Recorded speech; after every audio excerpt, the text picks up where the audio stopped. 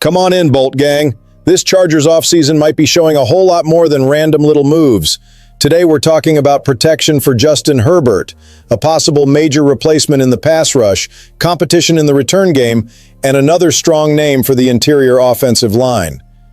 And the most interesting part is this. When you put all these clues together, a much bigger picture starts to show up in Los Angeles. This changes the whole read.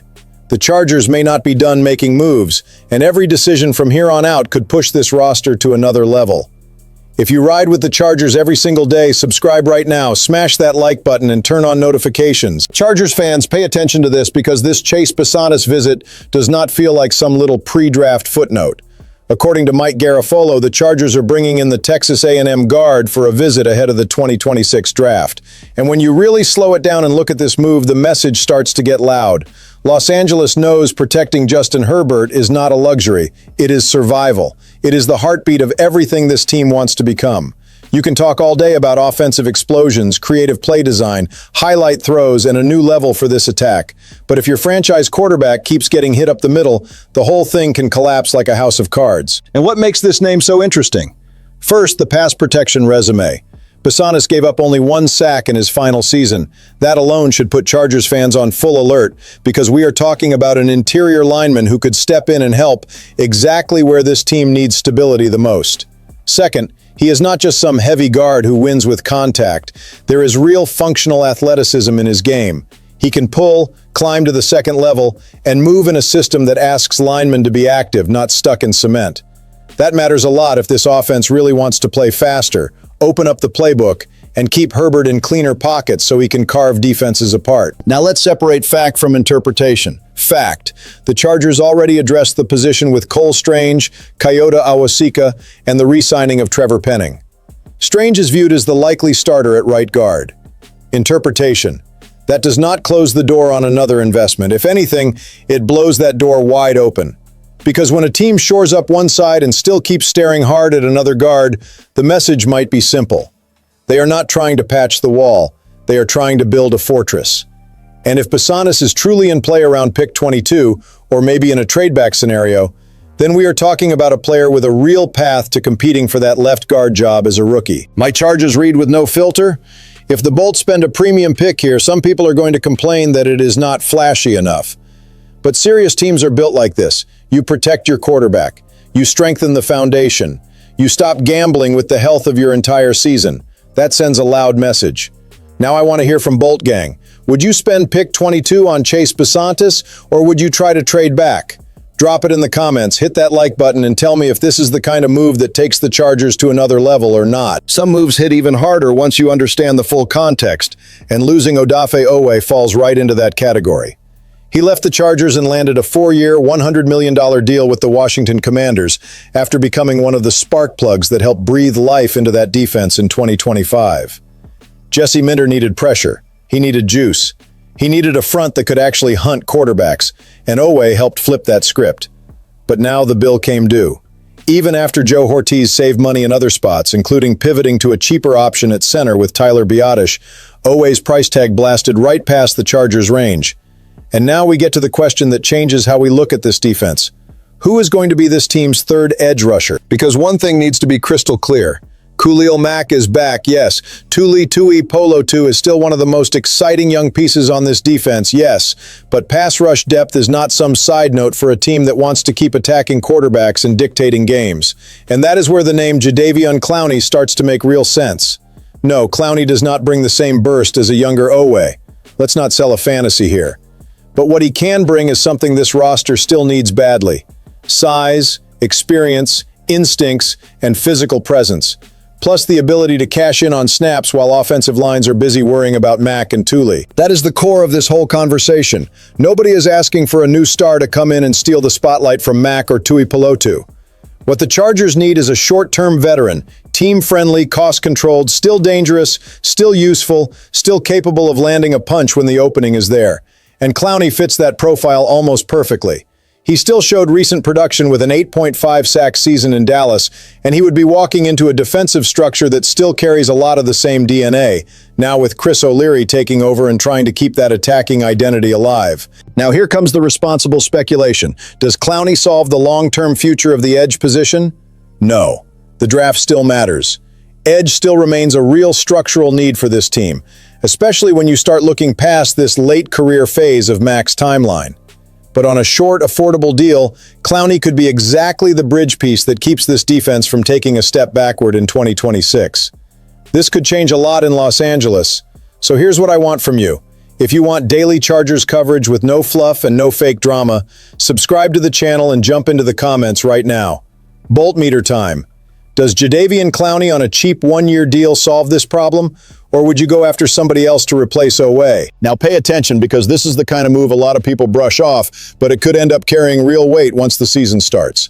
With free agency now shifting from starter hunting into bargain bin roster battles, the Chargers have a chance to make a smart move in an area that cannot stay on autopilot: the sixth receiver and return specialist spot. And when you look at the current situation, opening real competition makes total sense. Darius Davis has dealt with injuries in multiple seasons now and still has not consistently looked like the same player who gave fans that early spark. That does not mean you give up on him, but it does mean you stop pretending the position is locked up. And the name showing up here is interesting for one big reason. It connects directly to the new offense.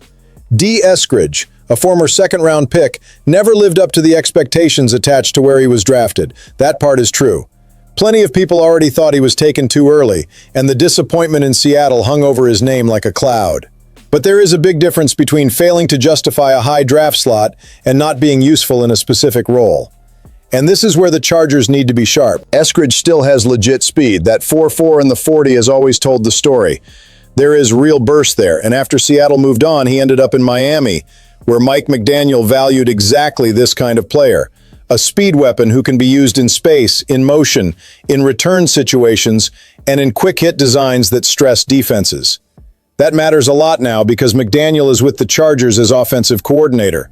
So when a player with that background and that profile is out there, the connection is not forced. It is obvious. His numbers in Miami were not eye-popping as a receiver, and nobody should sell this like some huge offensive breakthrough. The receiving production was light. But as a returner, the contribution was more interesting, with enough volume and enough efficiency to at least justify a real shot at a roster spot.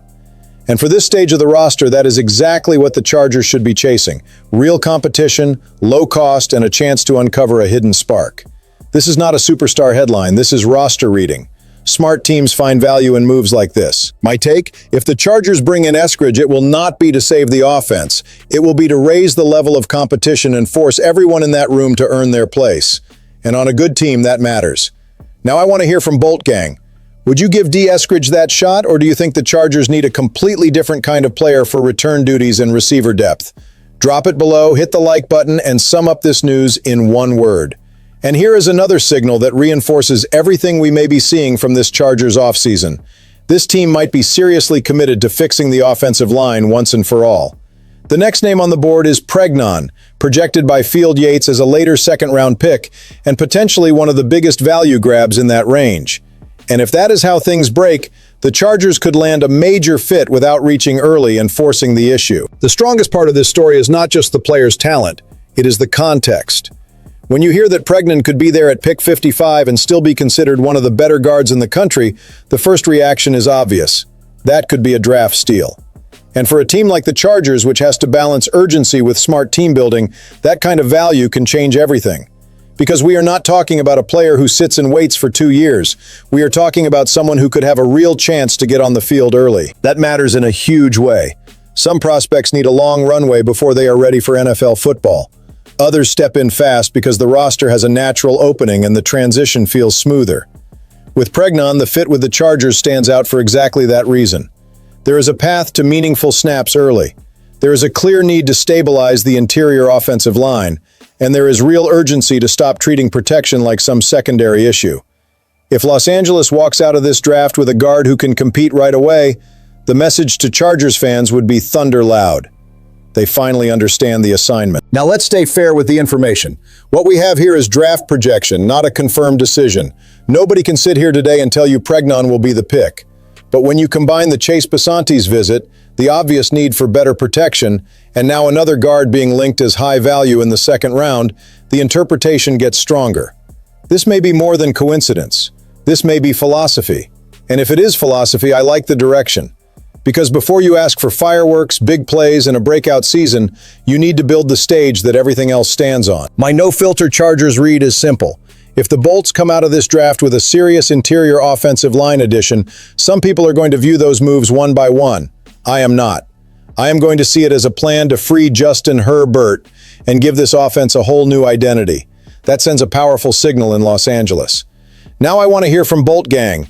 If Pregnon is sitting there at pick 55, are you making that pick without blinking, or are you prioritizing another position? Drop your answer in the comments, hit the like button, and tell me the one word that defines your reaction to that possibility. At the end of the day, Bolt Gang, what we may be watching right now is the start of an off-season with a much clearer direction than a lot of people realize. Whether it is the offensive line, the pass rush rotation, or the search for depth and competition, every move the Chargers make matters. And when you put all of this together, one feeling starts to rise above everything else. Los Angeles is still building something bigger. This could be a turning point. Now I want to hear from Chargers fans. Which one of these stories has you the most fired up for 2026? Drop it in the comments, hit the like button, subscribe to the channel, and turn on notifications so we can track every single Chargers move together.